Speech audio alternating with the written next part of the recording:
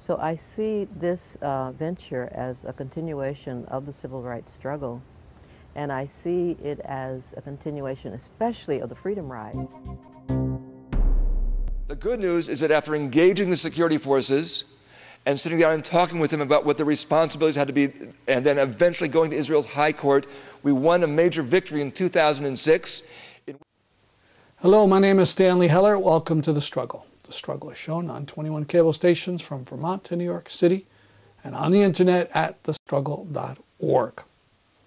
Just about a year ago, the Gaza Freedom Flotilla was making its effort to break the siege of the Gaza Strip, that unfortunate area with 1.4 million people living as virtual prisoners. Well, you know the result. 9 people were killed by the Israelis, scores injured, millions in computers and video equipment destroyed or stolen.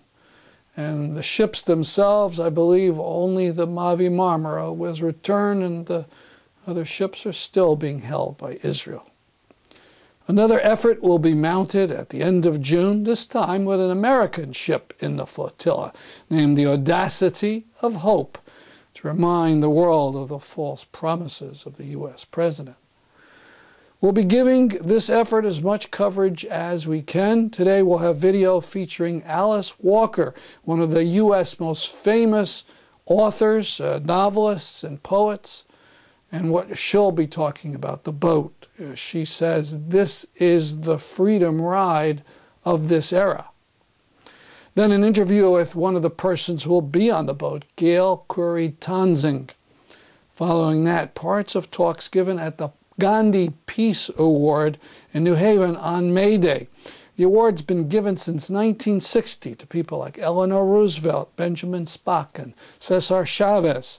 This year it was given to the Israeli organization Rabbis for Human Rights, and we'll have some of the remarks given by Rabbis Ehud Bandel and Arik Ascherman.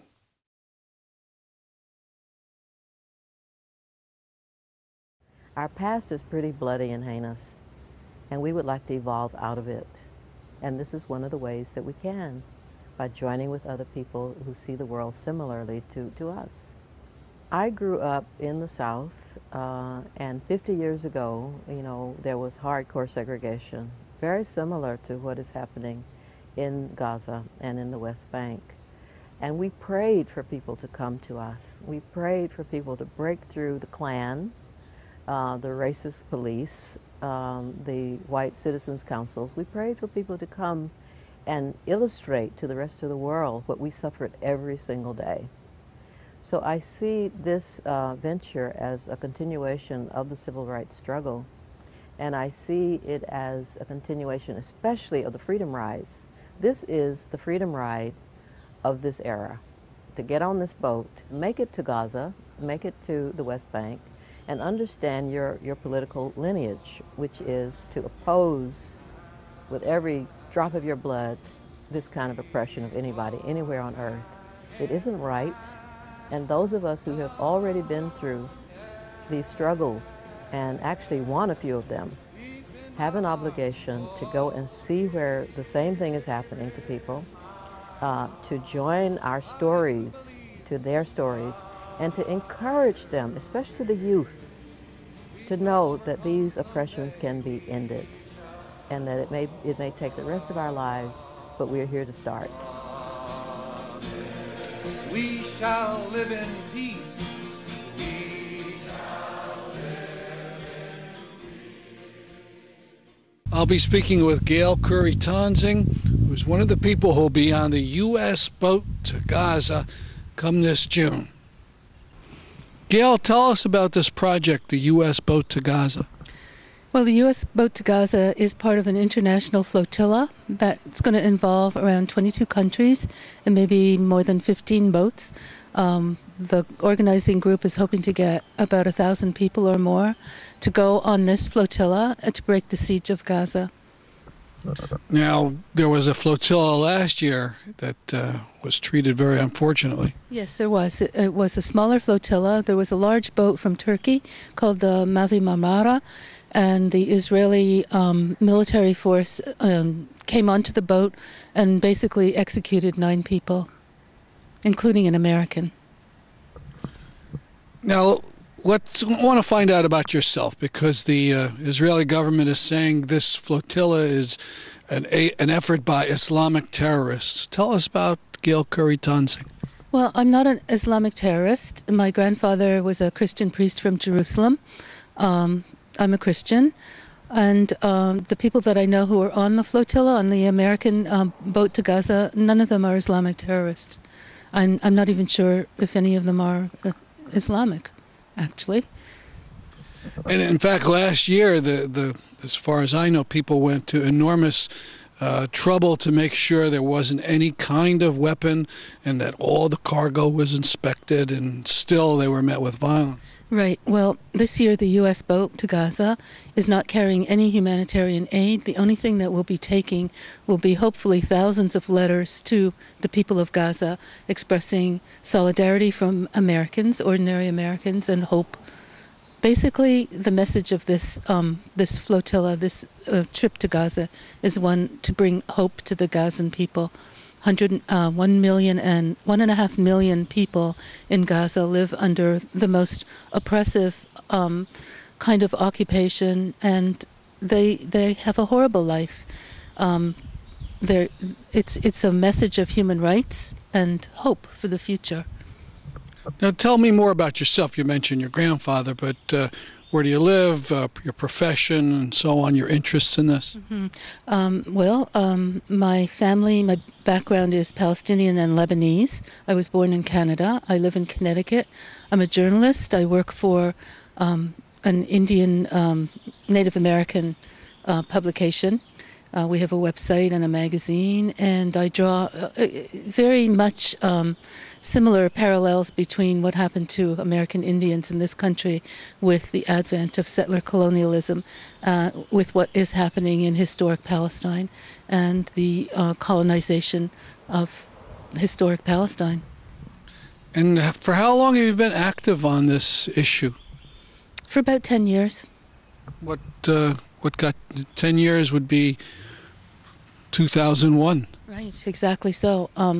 Well, even though my background is Arab, like most North Americans, I didn't know very much about the situation in Israel and Palestine until I was doing a Master of Fine Arts degree in poetry. And I chose as my final project, you had to give a lecture and write a paper. And so I chose to study Palestinian poetry for the last 6 months of my degree, my graduate work. And that's what really opened my eyes to the whole historic, what happened historically in Palestine. They say that art is the history of everything, and it certainly was revealing to me. And so after finishing my degree, I had always wanted to go to the Middle East. My sister had gone to Lebanon years ago, and after I finished my degree, I promised myself I would make that trip. And then a friend of mine, or at least a woman who became a friend of mine, was giving a talk in 2000, maybe 2000, early 2001. She had just come back from Palestine, and she talked about the occupation and what was happening after the outbreak of the Second Intifada. And I was determined to go. And so I made my first trip there in the summer of 2001 with the Christian Peacemaker teams. And it was an eye-opener. It was an eye-opener. I came under fire. It was incredible. And then I returned again the next spring, just in time for the Israeli re-invasion of the West Bank. So that was a total war zone. And you were in Nablus and they were blowing up buildings? Actually, I was in Bethlehem when they were blowing up buildings, and then went to Ramallah and went to Jenin. And it was horrific, unimaginable for ordinary Americans. And so while there's some risk involved in this boat to Gaza, it's nothing compared to the risk that Palestinians experience every day of their lives living under this horrific occupation, illegal occupation, I might add, because it is illegal under international law. Thank you very much. Thank you. Today's ceremony falls on a date which is very significant in both the civil calendar as well as the Jewish calendar. Today is Mayday, a day that symbolizes solidarity with the workers and standing for their rights. But according to the Jewish calendar, today is also the eve of Yom HaShoah, the Remembrance Day, the annual memorial day for 6 million Jews who died during the Holocaust. I am a second generation. My father is a Holocaust survivor. His entire family was murdered in Auschwitz. So for me, particularly, this day is very significant, and to receive on this very day the Gandhi Peace Award makes it even more unique and moving. Being a second generation, what is the lesson that I, the son of a survivor, take from this tragic history? I think the most important lesson that we should all take from the Shoah may be summed up with the famous words of never again. However, the lesson of never again is twofold.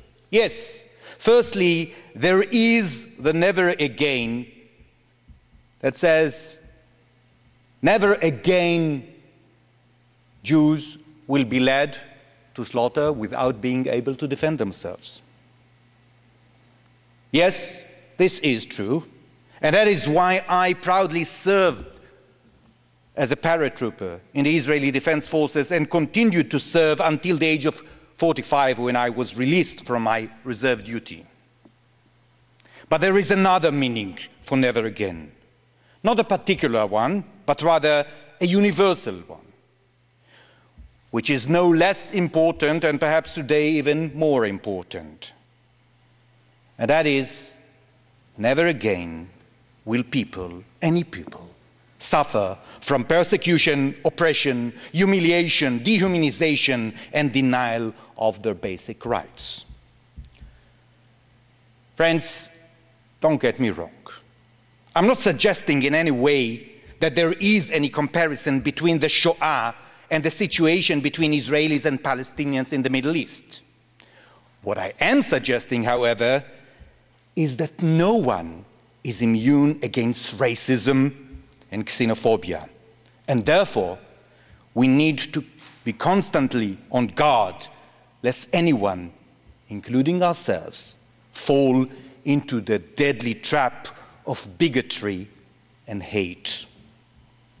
That is why Rabbi David Foreman, the one who really should have stand here today, decided back in 1988 to establish the Rabbinic Human Rights Watch, later known as Rabbis for Human Rights. Unfortunately, David passed away exactly 1 year ago, and so it is me, a co-founder of our organization and its first executive director, who humbly stand before you today. A few years ago, this is now, I guess, our 63rd anniversary, but on the occasion of our 60th anniversary, this was a time of huge celebration for us as Israelis. And yet, of course, we know that as much as this is a time for us for celebration, for others, it's the Nakba. It is a time, the disaster. And I think, as I'll explain in a few minutes, our work on behalf of Palestinians is only one piece of what we do in Rabbis for Human Rights, a very important piece, of course. But when I think about that piece, at least of what we do, I would say that perhaps our ultimate goal is to bring a little bit closer to fruition that promise that God makes time after time in the book of Genesis, that through you shall all the peoples of the world be blessed, all the families of the world be blessed. That if today we are in a situation where what's a blessing for us is a curse for somebody else, we want to bring about a reality, a different reality than today's reality, in which what is a blessing for us is a blessing for others and for everybody as well. It seems difficult, but we've just, of course, celebrated in the Jewish tradition our holiday of Passover.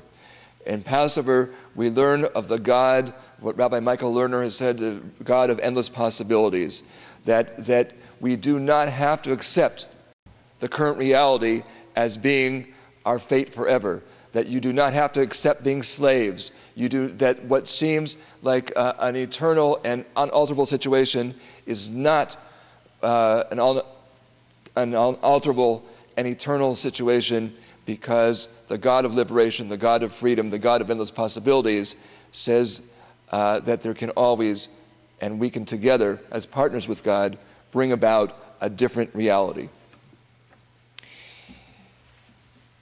So, on the occasion of Israel's 60th anniversary, we issued a series of radio ads. There were 2 different radio ads, each starting with a piece of the original recording of our first Prime Minister, David Ben-Gurion, reading out, as he did 63 years ago, Israel's Declaration of Independence. And in the first of these series of 2 ads, you hear him say that the country will be mushtetet, the very fountainhead, the basis of its inspiration, of its existence, will be cherut, tzedek, v'shalom, l'or chazonam shel Nevi Yisrael, freedom, justice, and peace, as envisioned by the prophets of Israel. And in the second, you hear him say that the country will guarantee total, and you hear him emphasize the word total, social and political equality for all, regardless of religion, nationality, or gender. And our ads went on to say, we had this dream 60 years ago. We had this vision of the country that we were trying to create. We had these commitments that we made to ourselves and to others about who we wanted to be. Where have we succeeded, and where have we not yet succeeded? Not where we've failed. 60 years is not a long time as countries go, but where have we not yet succeeded? And we've created one of our main departments in Israel is our educational department. We've created, we run educational programs for the Army, for youth taking off a year between high school and the Army, for university students, and we've created, to do this, among other things, a Talmudic-style commentary on Israel's Declaration of Independence. It's also been used in an English version here in the United States by many congregations. And when I teach from that, sometimes I feel a sadness pass through the room. Because when we're honest, we have to say to ourselves, we haven't yet done what we set out to do, what we thought we were doing, what we wanted to do. But some of you may be asking, well, what did the prophets have to say about freedom, justice, and peace? As was mentioned, quoted earlier, I think by Reverend Olson, we love to quote from Isaiah about beating swords into plowshares. We like to forget about Prophet Joel, who talked about beating plowshares into swords. And if Rabbi Bandel has just mentioned Parshat Kiddushim, the weekly Torah portion that in our annual cycle we read just yesterday, I want to share you another story. A few years ago, one of our most significant victories in the occupied territories is that for some 10 years now, we've been doing 2 things. We've been replanting olive trees that have been uprooted or by the army, by settlers, as we saw in that film, or in areas in danger of expropriation, such as between the separation barrier and the Green Line, the 67 border. By the way, you should know that that film, that the video you saw, was on land between Awarta and Itamar. And some of you may know, of course, have heard of this terrible murder of a family in their sleep in the settlement of Itamar. And of course, whatever may we think about those settlements, the murders like those are just abominable. And yet, when you see that film, that video, you understand that it is part of an ongoing cycle, unfortunately, of violence in that region in which both Israelis and Palestinians have been murdered. And of course, it brings to mind one of the sayings that we learn in Pirkei Avot, that the sword comes into the world because of justice delayed and justice denied. It doesn't justify violence, but if we really are committed to ending violence, then we must, as has already been said, commit ourselves to justice. But the good news is that if back in 2002, Palestinians and those of us who we were trying to protect by sending out our volunteers as human shields in a place like between Awarta and Itamar, so that to prevent Palestinian farmers from being attacked by violent settlers, and they're not all violent, but some of them are. The good news is that after engaging the security forces and sitting down and talking with them about what the responsibilities had to be, and then eventually going to Israel's high court, we won a major victory in 2006 in which the Israeli Supreme Court said the army must do more than it's been doing up until now to make sure that Palestinians get to every single olive tree that they own, and that the army and police must protect them when they do so. So that today, there are many Palestinians getting to their lands that they had not been able to get to for some 2, 5, 10, even 15 years. And instead of my volunteers getting their heads cracked open, trying to be human shields, it's now often the Israeli army that has that pleasure. I had 2 middle-aged women that were out volunteering with me that day. They said, "You've got to come back quickly. There's a settler here on the rampage. He's attacking. He's busting cameras. I get back as quickly as I can." And I see this man on top of one of our volunteers. I draw him towards me. That, by the way, is the real test of nonviolence. Okay? And this guy was about half my size. He starts attacking me with a baton, slapping me, cursing. I could have taken care of him, but the commitment was to nonviolence. And the other interesting thing was at one point he says, "You know, I actually know you. We grew up in the same youth movement together back in the United States." And someone said to me afterwards, actually Rabbi Foreman's wife, "That's one more educational failure of our youth movement." Nevertheless, this man is swearing, threatening to kill my family. He says, "I know where you live." He's trying to beat me with a baton. I'm trying to keep him from the one remaining camera because he's saying, "You know, I busted all the cameras. No one will ever know what happened here today." When finally the police we called and the army arrived, we're back in the police station. And this man, who also turns out he's a rabbi, is teaching words of Torah to the police officers. They've got their mouths hanging open. They're hanging on every word. At one point, though, he says, "You know, I really don't believe in secular law, only religious Torah law." So this was a Friday. And the next day on the Jewish Sabbath, we were in synagogue listening to the Torah being read, and the portion was Kedoshim. And I'm sitting there listening to the Torah being read and thinking about this man who had been on a rampage the previous day, who was so insistent that he was so adherent to the Torah, and thinking about all the mitzvot, all the Jewish commandments from that one Torah portion alone that had been violated the previous day. What about v'hadarta pnei zaken, to honor the elderly, as he'd thrown violently one elderly Palestinian man, Abu Rahi, to the ground?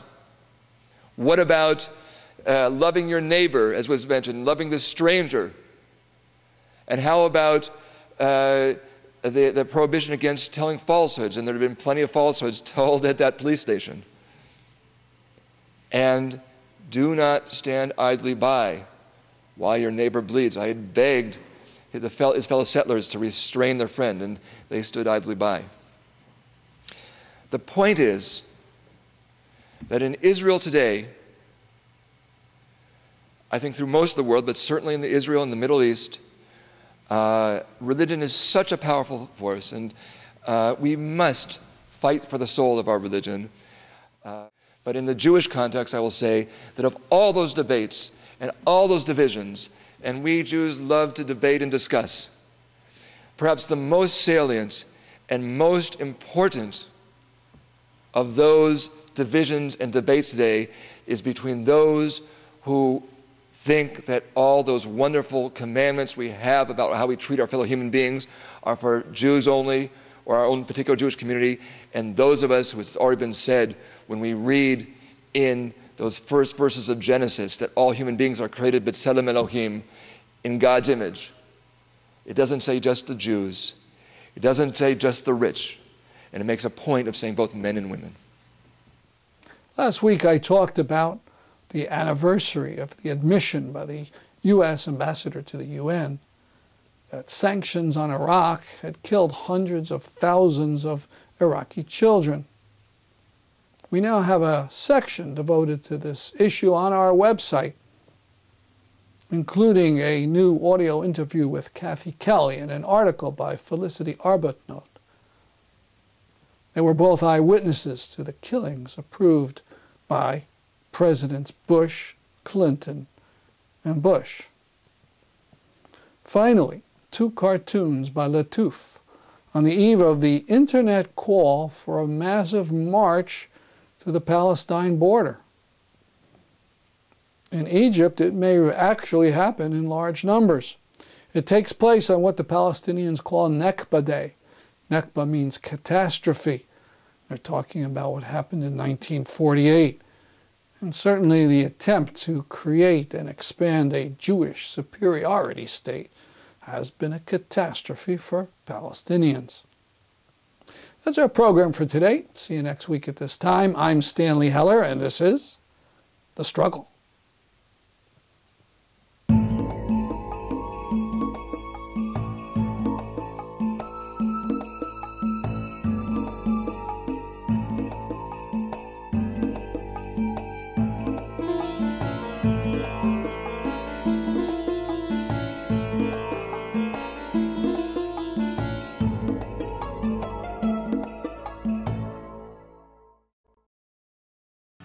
Settlers took their farmland, soldiers took the ports, and the people were surrounded by military forts in 2007. They cut it off completely, no access to the borders, no access to the sea. The world began to see this unavoidable stamp. The most crowded place on earth was now a concentration camp. Israeli jet fighters bombed Gaza from